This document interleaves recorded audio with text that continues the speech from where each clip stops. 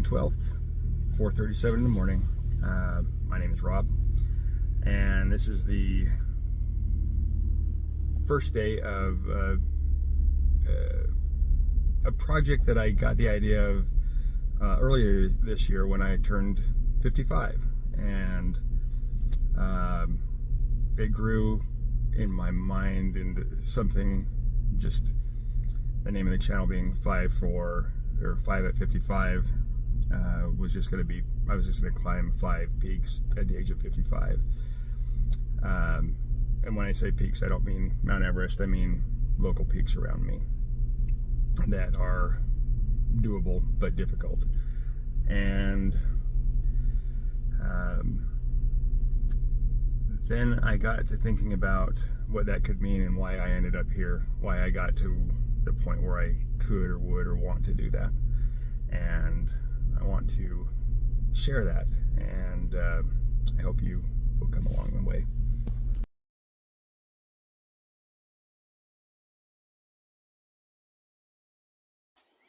Okay, here I am at the start of the trail up to Lomond Peak in North Ogden, Utah. Got started a little later than I planned on, but I wanted to get a good breakfast in, and so anyway, it's going to be a lovely day. It's a little chilly right now, but it's supposed to be pretty warm. So I'll make a few stops along the way and get some good pictures along the way as well. So I'm maybe a quarter of the way up, something like that, up Ben Lomond, just stopping for a little rest and get some water. So I don't really know what to say. Most of this just came to me in the last few days, what I wanted to do, maybe probably the last couple weeks. So this is 2026, and this, I'll call it a journey, I suppose, started in probably 2013, 14, something like that. And the reason I say that is because I was going through a real tough time. Depression-wise, anxiety. I had really, really, really bad anxiety. And I had it so long. I don't know. This is how I equate how I felt. If you have ever given a talk in front of people, or a presentation, or maybe a job interview, you're sitting there waiting for a job interview, something like that, and you've got that really uncomfortable butterfly, nervous feeling. I felt that all the time, nonstop. Wake up in the morning, all the way through the day, go to sleep. And strangely, I didn't have any trouble going to sleep. That's one of the problems people have. Sometimes they can't sleep. So I could lay down, and I still can do this, and I'm grateful for it. Lay down, go to sleep instantly. But I would wake up around 1 or 2 in the morning, and then I couldn't sleep, and I'd be awake for hours. Sorry. And 2015, it just got so much worse. I guess it had been going on a little longer than I was thinking. Maybe it started probably around 2011, actually, is when it started to be severe.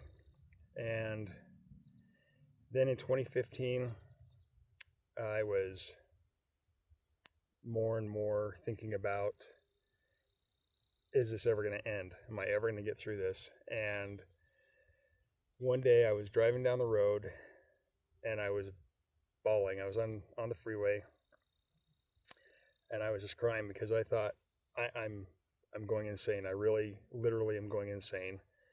And that's what I felt. And I had seriously considered driving into a bridge, pillar, whatever. At this point, I'd already considered taking my life multiple times. I'd sort of worked up to putting an unloaded gun to my head. It wasn't loaded, but I just wanted to see what it felt like. I'd really considered it, and I didn't feel like this was ever going to end. And that's one of the things I think people who haven't been through whatever it is that's causing them to consider suicide, is that most people that consider suicide, that actually complete suicide, don't actually want to die. They just want the pain to end, whatever it is they're going through to end. They can't see an end to it. This is never going to end, and this is the only way out, and I'm so miserable that is preferable to continuing to live. So I got off the freeway, thankfully, and I pulled over, and I did have a job, I still do, that had a employee assistance program, so you could get some mental health and other things, help for free, thankfully. And so I called them, and it was a gigantic relief to be able to call and at least be able to tell someone else. Now, of course, my wife knew, my family knew, but I felt like, and I'll get more into that and how all this was making them feel. But I was talking to somebody outside my family for the first time, and how maybe I could get some help. Now, it took a long time, and eventually, and I'll get into this more, eventually I ended up having to get on some medication, because just the counseling alone wasn't getting me there. It felt good to talk, but it wasn't dealing with the anxiety, and that was still causing some trouble. So that's sort of the beginning of this journey now, quite a few years later, deciding to hike up 5 different peaks it's in northern Utah. There's some others I want to do quite a bit, but I've got a huge project going on at my house that I'm going to also talk about this summer, so I can't get too far away, spend too much time. So the 5 peaks I'm going to hike are just in northern Utah. And this one here, Ben Lomond, I have actually done it before, but I did this one. This is the first one this year because I was just waiting for the snow to melt far enough. I didn't want to be hiking in the snow. And then the last one I've got on my mind, I have done it, but I haven't done it the way I'm going to do it this time. And I'm going to do it with a couple of friends who also have their own stories, and I don't want to say too much before I let them tell their own story. But anyway, I'll keep you updated where I'm at on this hike. One funny thing that happened, this is where I just talked a minute ago. One funny thing that happened when I did this last year, it was dark when I got to this point, and all I could see was the trail going up there in the moonlight. I had a headlamp, but my lamp didn't shine that far, but I could see that trail. Well, that's the old trail, and it goes really steep for quite a while, and I missed that it's this trail that I actually wanted. Now, I ended up in the same place, but it was kind of funny.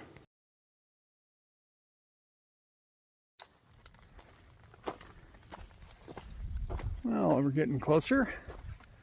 We're about halfway now. The trail is pretty nice. We're in the shade now, obviously. And that right there is where we're headed, Ben Lomond Peak, right there. So still have a ways to go, but it'll be a nice day.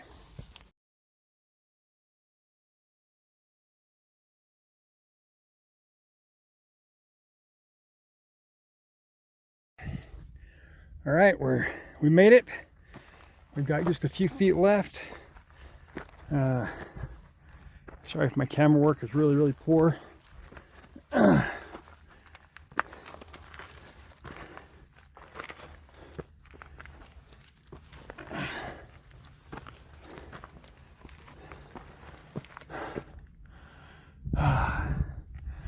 There it is. There's a little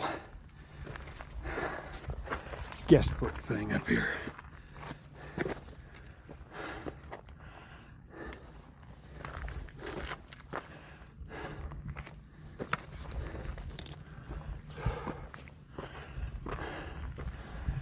And this is the peak of Ben Lomond.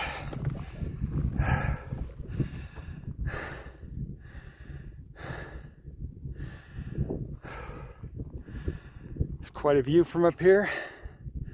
Right down below here is Ogden. Out there is what's left of the Great Salt Lake on its way to drying up. That is Willard Bay Recreation Reservoir. I mean, it's a reservoir, but that one's freshwater. And then if you go north, just a little bit behind that peak right there is Brigham City. And then straight over that way, over the mountains, is Logan.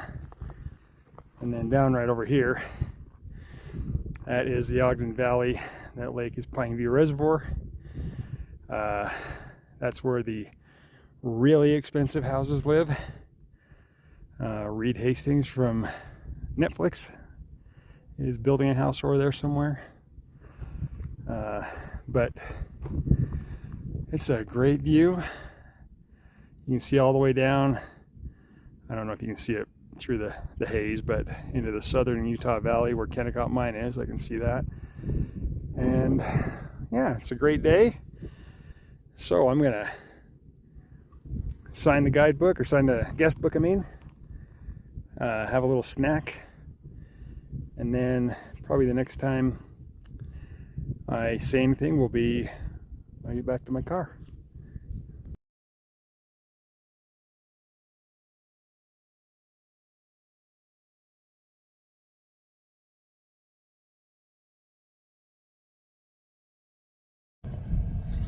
Okay, just got finished. That was a long walk. It was just under 16 miles. Took a little over 7 hours, and my legs are tired. Very, very tired. But it was good, and as I've said, and I'll explain on another video what this whole thing is about. 5 at 55. I mean, I mentioned the 5 peaks, but why it's happening, and kind of explain a little more. But hope you enjoyed that first video, and I hope that other people will join along for the rest of it.